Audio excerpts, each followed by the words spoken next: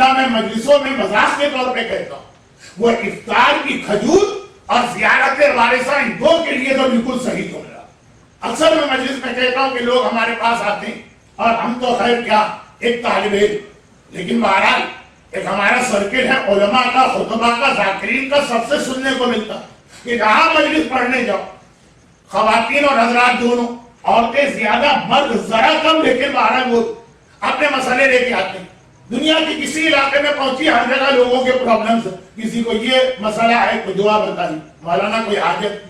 پوری ہونے کا عمل بتائی، مولانا کوئی آیت کریمہ بتائی، مولانا کوئی وظیفہ بتائی۔ یہ ہر ایک کے ساتھ، ہر مجلس پڑھنے کے والے کے ساتھ، ہر ریسیڈنس عالم کے ساتھ ہی گزرتا۔ اور دعا بھی جب لوگ مانگتے ہیں،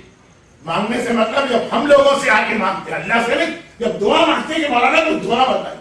تو اس کے اندر اتنی جلدی ہوتی کہ ایسی دعا بتائیے کہ آج ہم یہ دعا زبان پہ لائیں، کل صبح ہمارا مسئلہ حل ہو۔ بالکل جادو منتر کی طرح کی دعا، جس پر میں اکثر ایک جملہ کہتا ہوں کہ لوگ دعا اس طرح مانگتے ہیں جیسے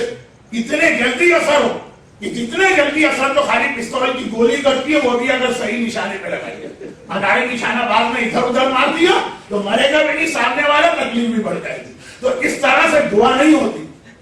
کہ آپ نے پوٹیشیم سائنائڈ کا زہر کھایا اور 1 سیکنڈ کے اندر مر گئے، یا گولی سیدھی آپ کے دل اور دماغ میں لگی اور آپ مر گئے، دعا نہیں لے۔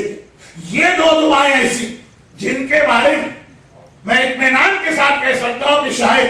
جو پبلک کی ڈیمانڈ ہے وہی دو موقعوں میں اسی طرح پوری۔ زیارت وارثہ کے بعد سوچ سمجھ کے دعا کریں، روٹین والی دعا نہیں جس میں آمین آمین کہتے ہیں، آپ کو یہ بھی نہیں پتا کہ کہنے والے نے ابھی کہا کیا جس پہ میں آمین کہہ رہا ہوں۔ وہ